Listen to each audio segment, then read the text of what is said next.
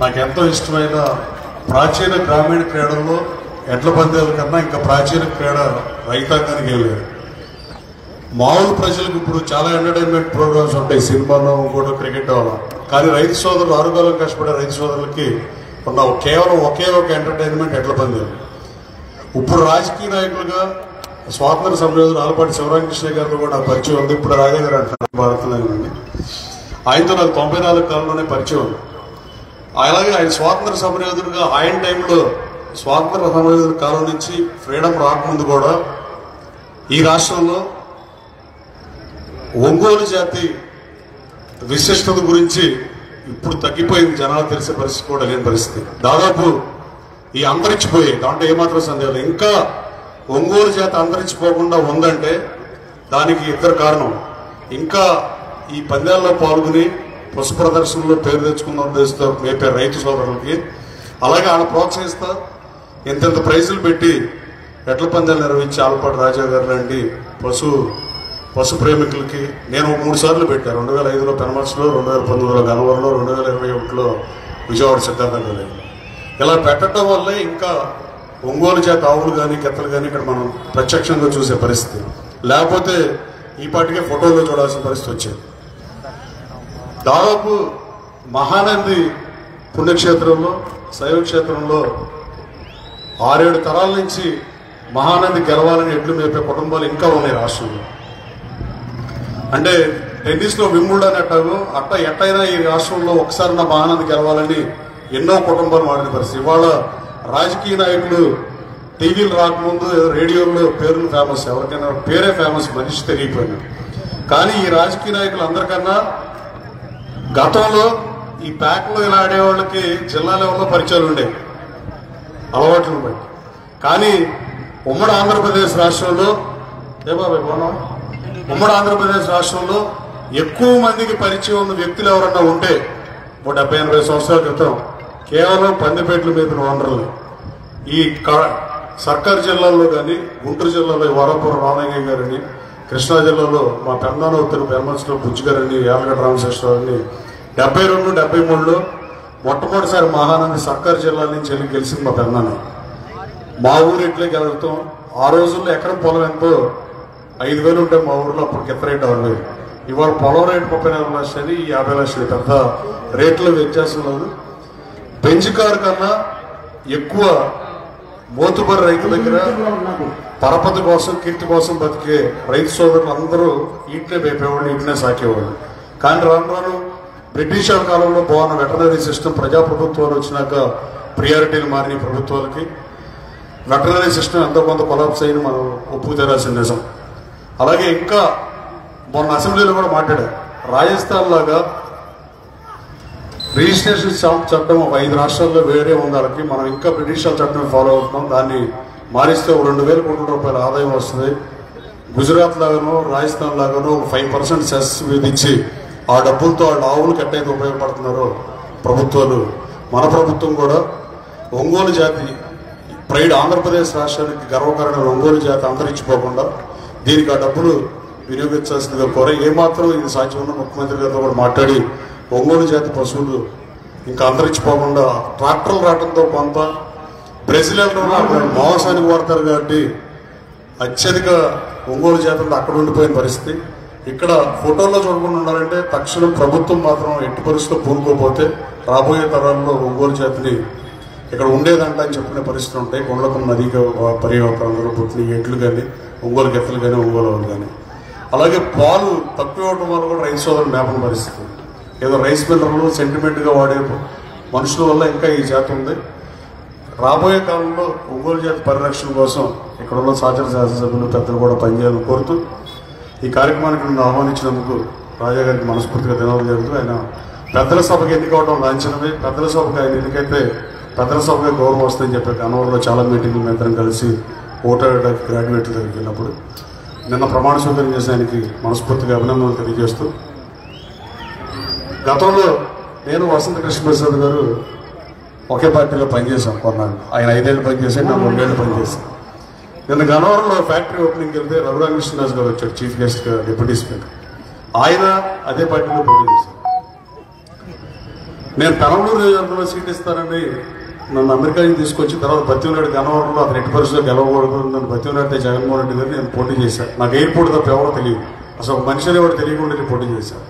250 ఓట్లతో ఓడిపోయిన తర్వాత అక్టోబర్లో ఎవరినైతే ఓడించాలి నా ఆశయం అని చెప్పాడు. చంద్రబాబు నాయుడు గారు ప్రతిపక్ష హోదా తీసేయడం కోసం తీసుకోవాల్సి వస్తుందని నన్ను పిలిచి చెప్తే నేను రాజీ పడినని చెప్పాను. నా మీద ఎవరి మీద అయితే పోటీ చేశారో వాళ్ళని పార్టీలో చేర్చుకున్న పరిస్థితి. చేర్చుకున్న తర్వాత ఓడిపోవటం వల్ల ఈ కర్మ పట్టిందేమో అనుకున్నాను. కానీ తర్వాత 2-3 మాసాలకి రఘురామ కృష్ణదాస్ గారు గెలిచిన నరసాపురం ఎంపీగా ఆయన గెలిచిన కాన్స్టిట్యూన్సీలోకి ఆయన వెళ్ళలేని పరిస్థితుల్ని చూశారు.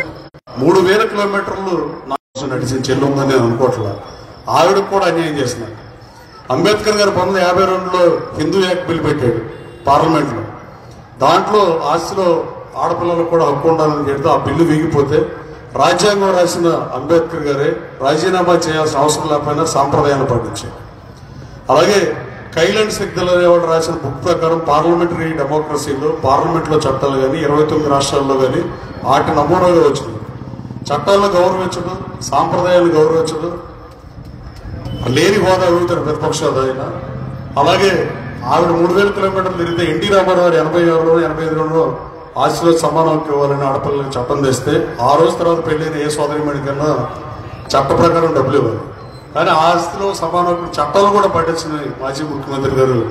ఆ తర్వాత ఆవిడ తర్వాత నాకు 3వ ప్లేస్ ఇవ్వాలనుకున్నాను. ఆవిడ చూసిన పాపం కదా.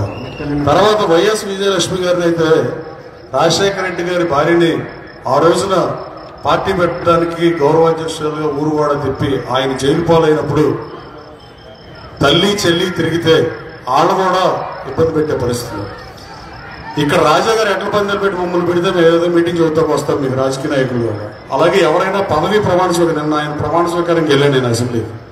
ఇదెక్కడ దరిద్రం, ఆయన కోసం పనిచేసిన వాళ్ళ తల్లి గారిని కూడా ప్లేనరీ వేదిక 1,00,00,000 మంది ముందు గౌరవాధ్యక్షులు పదవికి రాజీనామా చేయించిన తర్వాత వాపాస్ ఇది మన ప్లేస్ 1, 2, 3 కాదు 4, 5 గెలిపాము.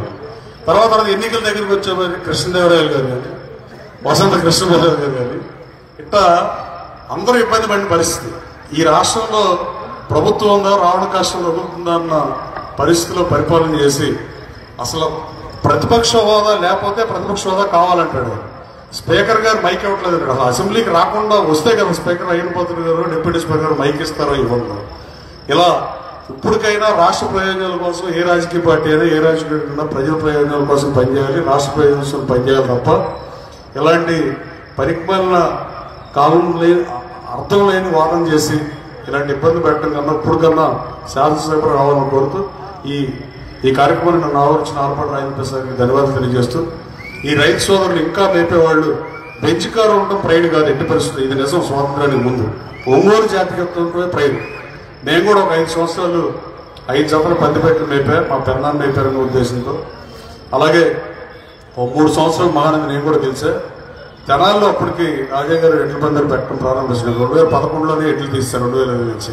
ఒక పెన్నానేమో ఇలా రాజకీయాల్లో విజయవాడ తూర్పు నుంచి 85లో పోటీ చేసి తెలుగుదేశం పార్టీ మీద ఈ వ్యసనం ఇస్తే ఇంకో పెద్దను ఎడ్లు మేపి అది ఖర్చుకోండాను ఇది ఖర్చుకోండాను అన్ని వ్యవహారాలు వారసత్వం వచ్చి భావిస్తూ ఈ ఎడ్ల పందాలు కూడా ఎందుకు రారంటే మళ్ళీ ఎడ్లు కొనాలన్న కోరిక బలంగా ఉంటుంది. నేను అమెరికాలో ఉన్నప్పుడు దామోదర్ రెడ్డి గారితో ఐటీ మినిస్టర్ దామోదర్ రెడ్డి గారితో కుక్కల నాగేశ్వరరావు జిల్లా పరిషత్ చైర్మన్తో ఇలా రాజకీయ నాయకులే వాళ్ళ బండ్లు కూడా మార్చేవాడు. పరపతిని ఉపయోగించి మహానంద నేను ఇతను మార్చేవాడు. వెంటనే నైట్ లేచేవాడు. నాకు రాత్రిపూట ఏమో పగలపూట జరిగే పని. అంత ఇష్టమైన మళ్ళీ పెట్టాలన్న ఆసక్తి వస్తుందని పెద్దగా రాను. బట్ నాకు ఇష్టమైన ఈవెంట్కి పిలిచినందుకు మరోసారి ఎమ్మెల్సీ గారికి ధన్యవాదాలు తెలియజేస్తూ సెలవు చేస్తున్నారు. జై హింద్.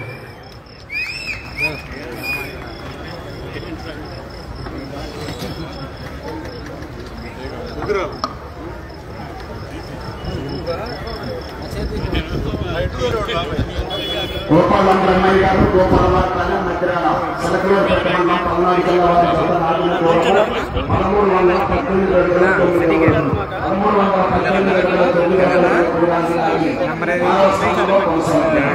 ఈరోజు ఈ కార్యక్రమానికి ముఖ్య అతిథులుగా విచ్చేసినటువంటి గన్నవరం శాసనసభ్యులు ఎర్లగడ్డ వెంకటరావు గారిని కమిటీ వారి తరఫున సన్మానించవలసిందిగా ఆంబటి రాజేంద్ర ప్రసాద్ గారిని నక్కా ఆనందబాబు గారిని ఆహ్వానిస్తా ఉన్నాం.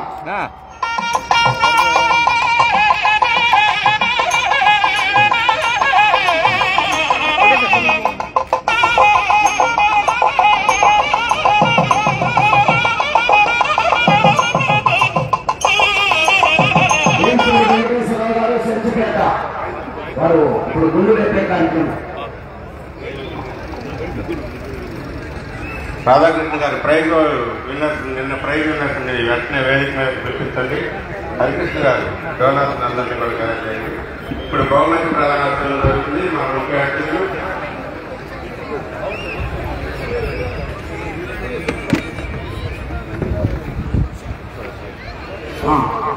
మొదటి బహుమతి రావాలి. బహుమతులు ఇవ్వాలి. గిఫ్ట్లు